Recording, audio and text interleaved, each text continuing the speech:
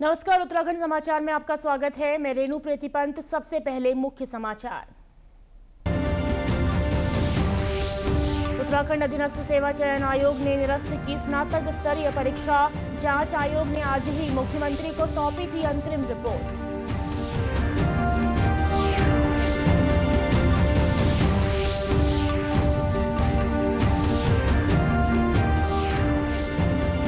मुख्यमंत्री पुष्कर सिंह धामी ने किया वर्चुअल व स्मार्ट क्लासेस के केंद्रीकृत स्टूडियो का शुभारंभ।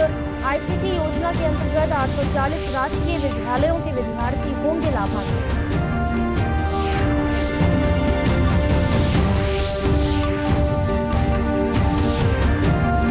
और धन्य धान्य कृषि योजना व दलहन आत्मनिर्भरता मिशन के वर्चुअल शुभारंभ में जुड़े चमोली के किसान। जनपद के किसानों को भी मिलेगा योजना का लाभ।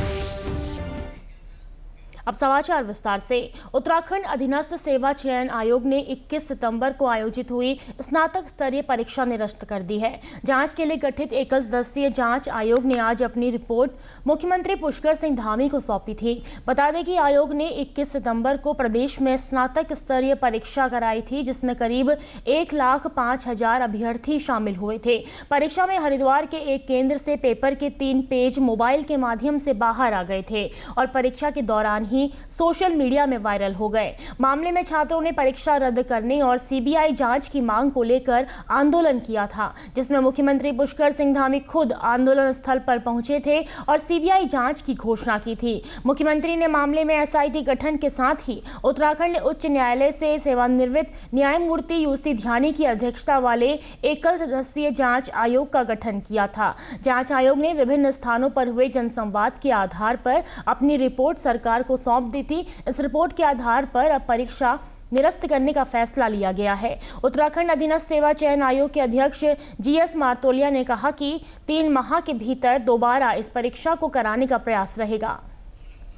जब ये 21 तारीख के एग्ज़ाम में दिक्कत आई तो उसमें एक एसआईटी बनाई गई और एक इंक्वायरी शुरू हुई, जो माननीय न्यायाधीश जो रिटायर्ड हाई कोर्ट के थे, जैसे ध्यानी साहब के उसमें उनकी आख्या इंटरिम रिपोर्ट हमें प्राप्त हुई है शासन के माध्यम से, और उनके का पूरा अध्ययन हम लोगों ने किया। उसके साथ कुछ हम लोगों ने पुराने हाई कोर्ट और माननीय सुप्रीम कोर्ट के आदेशों का भी गहन परीक्षण किया और एक चीज़ आई कि प्योरिटी, उसकी शुद्धता, उसकी रुचिता और ट्रांसपेरेंसी और पब्लिक कॉन्फिडेंस को देखते हुए हमें इस एग्ज़ाम को निरस्त कर देना चाहिए और हमने एक निर्णय लिया, उसका निरस्त कर दिया गया है। 3 माह के बाद के पास के अंदर इस दोबारा एग्ज़ाम करने का हमारा प्रयास होगा। मुख्यमंत्री पुष्कर सिंह धामी ने आज समग्र शिक्षा उत्तराखंड द्वारा विद्यालयी शिक्षा में आईसीटी योजना के अंतर्गत 840 राजकीय विद्यालयों में हाइब्रिड मोड में संचालित वर्चुअल और स्मार्ट क्लासेस के केंद्रीकृत स्टूडियो का शुभारंभ किया। इस मौके पर मुख्यमंत्री ने कहा कि नई वर्चुअल क्लास शुरू होने से हमारे बच्चे आधुनिक ज्ञान, शिक्षा और कौशल से परिपूर्ण बनेंगे। उन्हें देश दुनिया की सभी प्रकार की जानकारियां अनुभवी शिक्षकों के माध्यम से सीखने का मौका मिलेगा। दूर दराज के क्षेत्रों में घर बैठे ही उच्च गुणवत्तापूर्ण शिक्षा मिलेगी।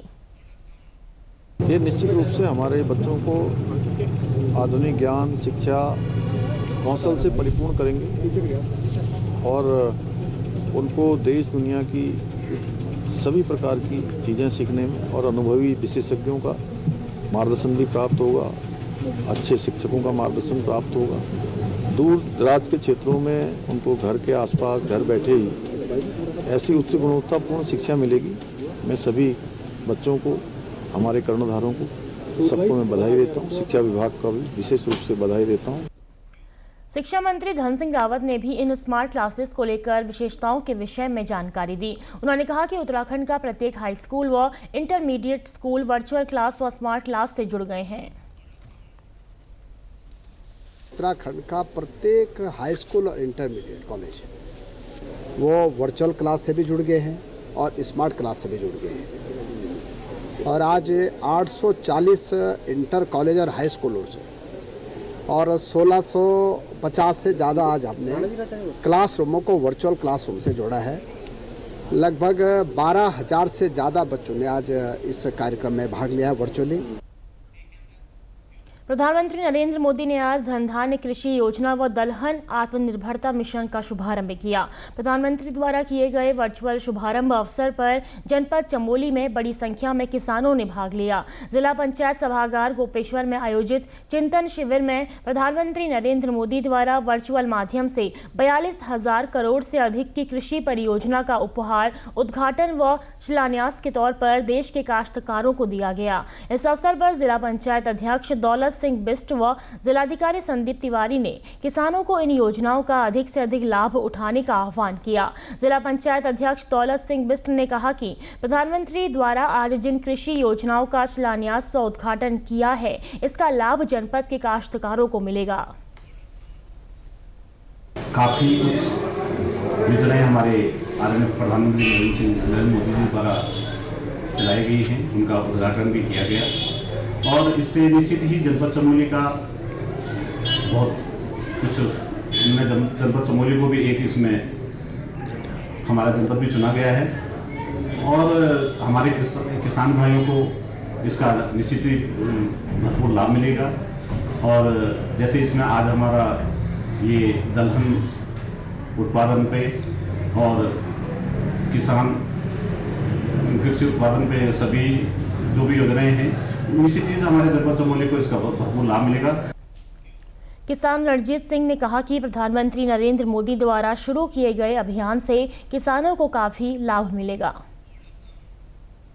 आज जो यहाँ पर प्रधानमंत्री जी के द्वारा जो यहाँ पर जो किसानों के प्रति जो लॉन्च किया गया है, हमें आशा है कि ये किसानों के लिए बहुत जीवन रक्षा का काफ़ी महत्व होगा। इससे खबरों में आगे बढ़ेंगे। बंगाल इंजीनियरिंग ग्रुप द्वारा द्वितीय रुड़की हाफ मैराथन का आयोजन 30 नवंबर को किया जाएगा। इस अवसर पर 5 किलोमीटर जोश रन और 10 किलोमीटर विजय रन का भी आयोजन होगा। इस दौड़ के लिए ऑनलाइन पंजीकरण शुरू हो गए हैं। कोई भी शहरवासी या आसपास के जिलों से लोग इसमें प्रतिभाग कर सकते हैं। इस प्रतियोगिता में 5 लाख से अधिक राशि के पुरस्कार बांटे जाएंगे।